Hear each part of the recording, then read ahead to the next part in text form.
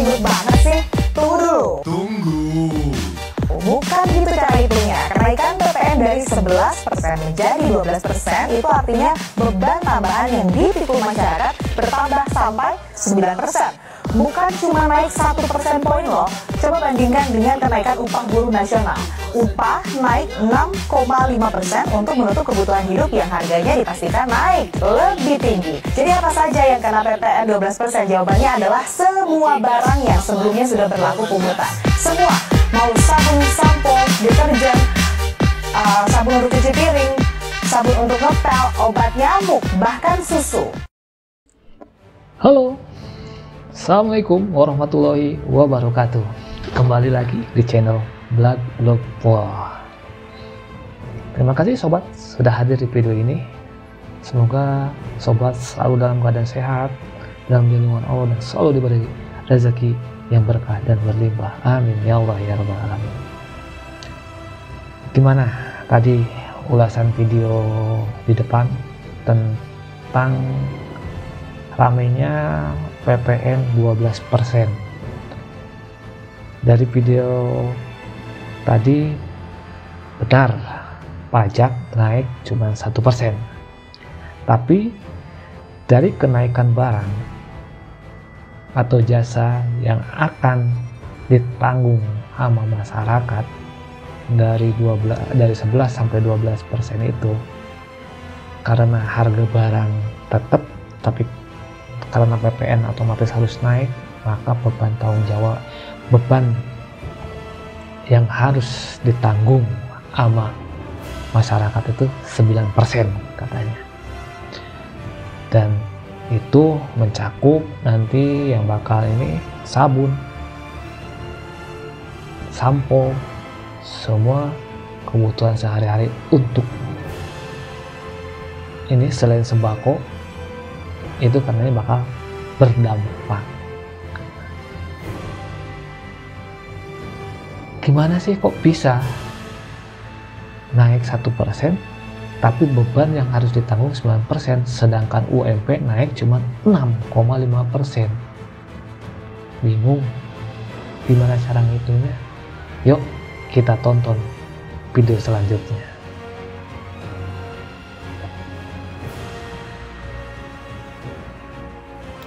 PPN 12% cuma untuk barang mewah atau premium? Enggak. Kenaikan PPN jadi 12% tetap berlaku untuk semua barang, kecuali sembako. Kalau sembako memang sejak tahun 2009 lalu sudah dikecualikan dari PPN. Kalau kamu beli sabun, deterjen, obat nyamuk, atau kebutuhan sehari-hari lainnya, termasuk pulsa, layanan internet, dan platform streaming, ya PPN-nya tetap 12%.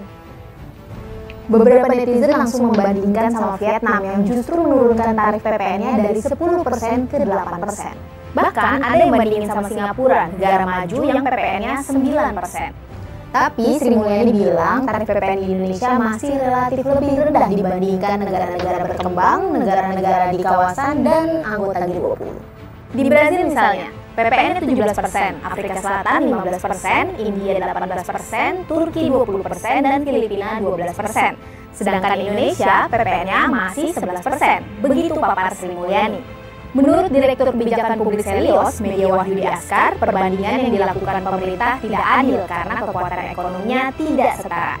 Membandingkan dengan negara maju itu sudah tidak apple to apple. PPN di sana tinggi karena mereka memang daya belinya sedang bagus, ekonominya stabil, keuangannya, finansialnya tidak tergantung signifikan dari utang, inflasi juga relatif terkendali, termasuk juga capital investment di negara tersebut sudah jalan, industrinya kuat. Nah, sedangkan Indonesia kalau mau mengikuti itu udah nggak bisa sekarang. Para pengamat sudah menyampaikan kekhawatirannya kalau pemerintah tetap menaikkan PPN akan memicu dampak negatif buat pertumbuhan ekonomi. Apalagi belakangan daya beli masyarakat dikatakan sedang menurun. Tapi pemerintah mengeklaim daya konsumsi rumah tangga stabil serta inflasi yang turun dan rendah. Jadi apa nih strategi kamu buat menghadapi kenaikan harga kebutuhan tahun depan? Ya nggak ada strategi ya jalani, nikmatin aja.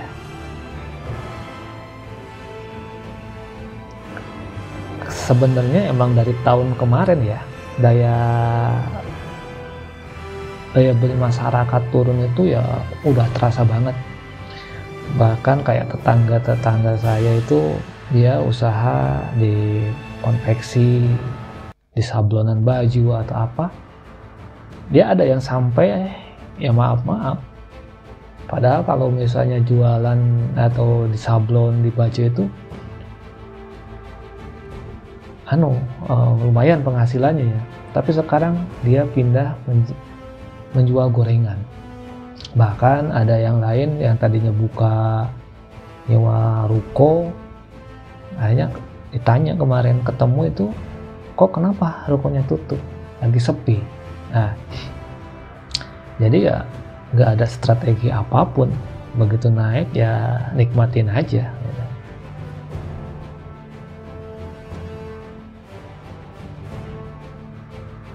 Karena kita nggak tahu,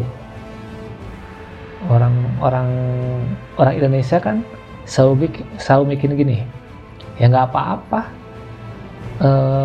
pajak naik, harga naik, hidup kita nggak diurus pemerintah, makan cari-cari sendiri ya gitu. Itu andalan orang bawah ya, andalan orang bawah, andalan orang-orang yang notabene ya masa bodoh tentang hal-hal kenaikan kayak gitu. Jawabannya ya rezeki nanti kan Allah yang ngatur ya gitu. Jadi ngapain harus ada strategi gitu secara kasarnya. Oke, kita lanjut ya.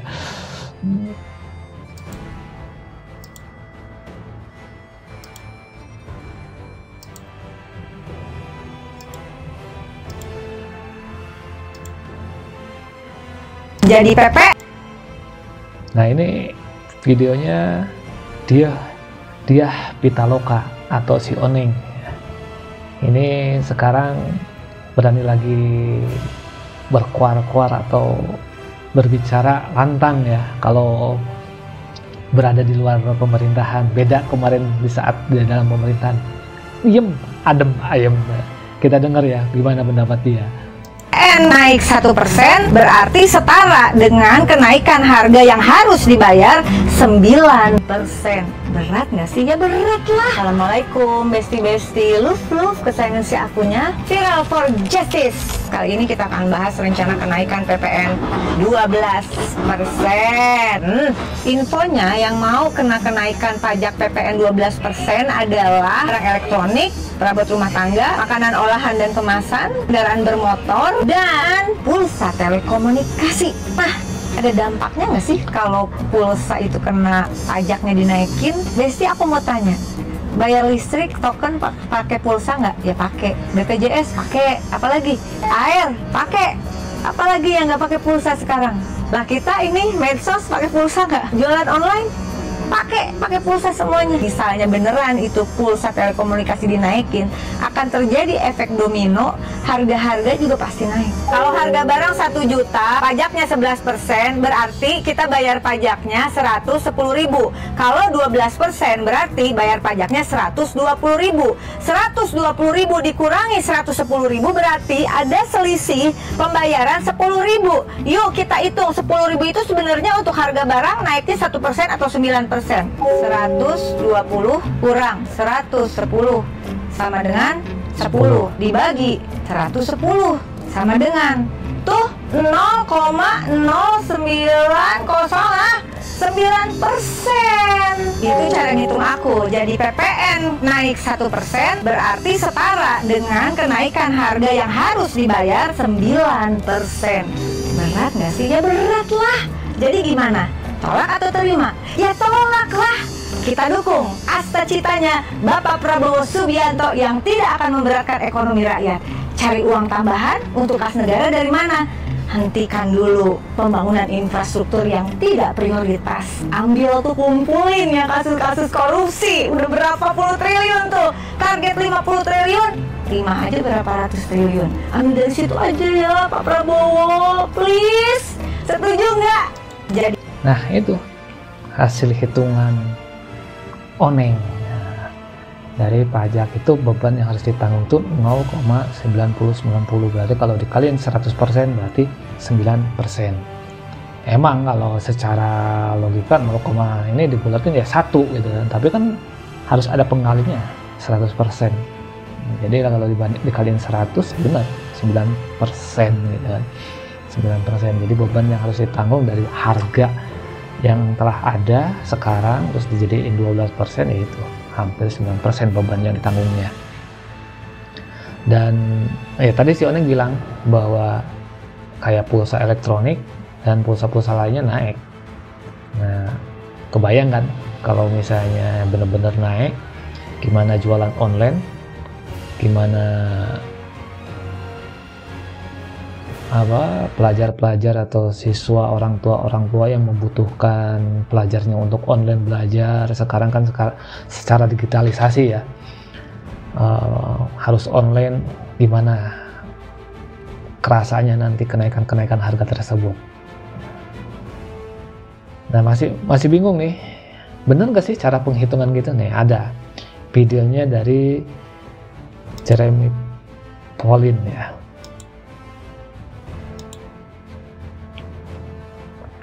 Lagi rame banget orang ngebahas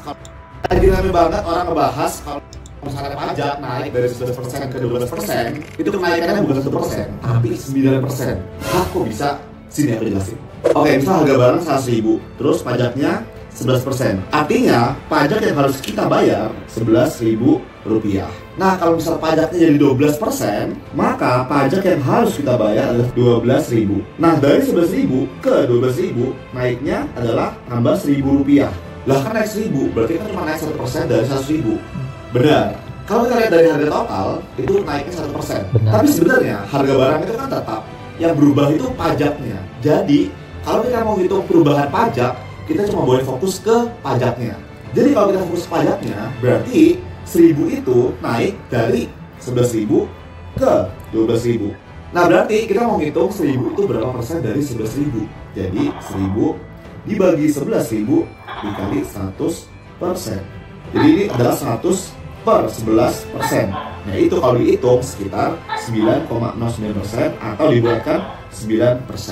Kesimpulannya, memang pajaknya naik 1%, tapi nominal pajak yang harus dibayar itu naiknya 9% dari sebelumnya. Begitu, teman-teman. Kira-kira begitu pembahasannya. Semoga bermanfaat. Kalau misalnya ada yang mau aku bahas lagi, komen ya. Nah itu, jadi emang katanya 1% benar, pajaknya 1%, tapi nominal yang ditanggung oleh pembeli ya dari kenaikan itu, nominalnya kenaikan itu 9%. Yuk, gimana tanggapan sobat? Ini ada berita dari Detik Finance ya. Heboh hitung-hitungan PPN, bukan naik 1% tapi 9%. Pemerintah buka suara. Nah, ini masyarakat tengah dihebohkan dengan hitung-hitungan kenaikan pajak pertambahan nilai PPN dari 11 menjadi 12%. Dalam sejumlah perhitungan disebutkan bahwa kenaikan beban pajak bukan 1% melainkan 9%. Menanggapi hal tersebut, Menteri Koordinator Bidang Perekonomian Airlangga Hartarto enggan berkomentar banyak. Ia hanya menegaskan bahwa kenaikan PPN hanya 1%. Hanya 1%, ya benar, hanya 1%. Kemudian saat dikonfirmasi lebih lanjut terkait dari mana perhitungan tersebut dan apakah benar angka 9% itu merupakan beban pajak, Airlangga juga enggan menjawab. Lalu ia pun kembali menemukan bahwa kenaikan PPN hanya 1%. PPN nambahnya cuma 1% kok. Nah, sebagai informasi, kenaikan beban pajak PPN 9% kini tengah viral di jagat dunia maya. Berbagai akun mulai mencoba membahas hitung-hitungan kenaikannya jelang pemberlakuan PPN 12% mulai 1 Januari 2025. Merespon hal tersebut, pengamat pajak dari Center for Indonesian Taxation Analysis, Cita Fazri Akbar menjelaskan, ada yang namanya statutory tax rate atau tarif yang tertulis secara legal. Kenaikan sebesar 1% itu merupakan statutory tax rate. Nah, memang pemerintah biasanya menggunakan statutory tax rate, sedangkan yang 9% adalah kenaikan besaran beban pajak yang dibayarkan dibandingkan beban pajak sebelumnya. Jadi tarifnya secara legal naik 1%, sedangkan beban pajaknya naik 9% dari beban pajak sebelumnya. Ya benar. Jadi intinya ya menurut statutory tax rate ya benar 1%, tapi beban yang dibayarkan dibandingkan beban pajak sebelumnya yaitu kenaikannya 9%. Sementara itu, pengamat pajak sekaligus founder Denny Darussalam Tax Center DDTC Darussalam mengatakan angka sebesar 9% itu merupakan persentase dibandingkan dengan PPN yang semula dibayarkan. Ia pun membuat perhitungan dengan rumus sebagai berikut. Ini sama ya kayak tadi di Jeremy Polin itu ya, Jeremy Polin. Tersebut kalau kenaikan PPN dibandingkan dengan PPN yang semula dibayar. Oh, berarti harga kenaikan PPN dibandingkan dengan PPN yang semula dibayar dihubung, sedangkan secara total nominal yang dibayar atau harga barang kena pajak ditambah PPN bisa menggunakan rumus 12% dikalikan dengan harga barang kena pajak misal 100.000. Hasilnya jumlah yang dibayarkan konsumen sebesar 112.000 dibandingkan total yang dibayarkan. Berdasarkan dua perhitungan tersebut, menurutnya total nominal yang dibayarkan dengan adanya kenaikan PPN adalah bisa menggunakan rumus selisih kenaikan harga dibagi dengan harga barang saat PPN masih 11%.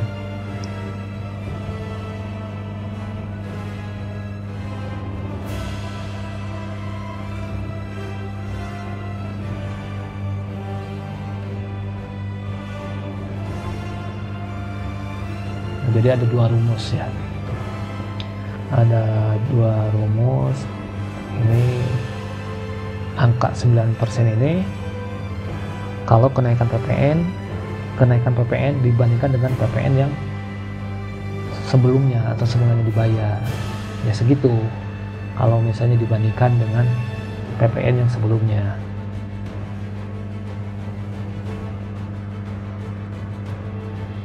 Tapi kalau misalnya menurut total keseluruhan nominal yang dibayarkan itu menurut total ya. Jadi kan tadi kenaikan perbandingan antara harga PPN yang sebelumnya dengan PPN yang sekarang hasilnya 9%. Itu harus digarisbawahi. Tapi kalau misalnya total keseluruhan benar 1% bahkan 0,9% kenaikannya kalau misalnya dihitung total ya gitu. Jadi ada dua rumus ternyata.